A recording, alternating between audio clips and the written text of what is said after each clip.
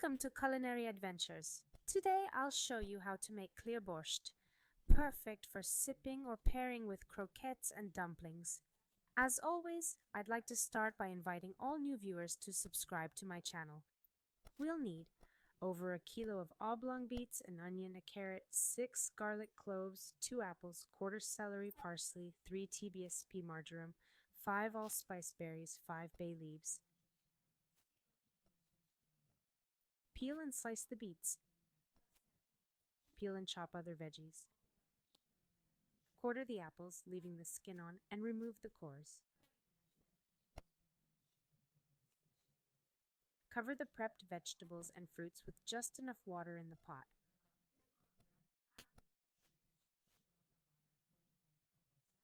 I'm using a 5-liter pot, but a 4-liter one should work fine too.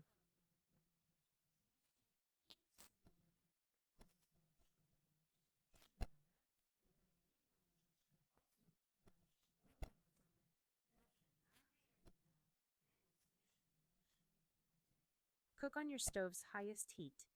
After an hour, lower the flame and cover the pot. This is how we cook our borscht for an hour. After that, I season it with 1 more flat teaspoon of salt and 1 teaspoon of pepper.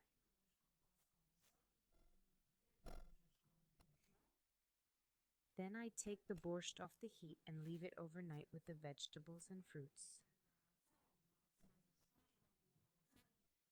This allows the borscht to develop an even better flavor. I mix it all and set it aside.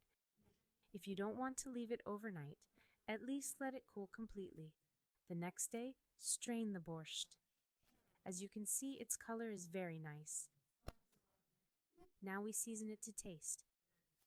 I added a bit of sugar, a teaspoon of vinegar, a pinch of salt, and 2 halved garlic cloves to make the garlic flavor more pronounced.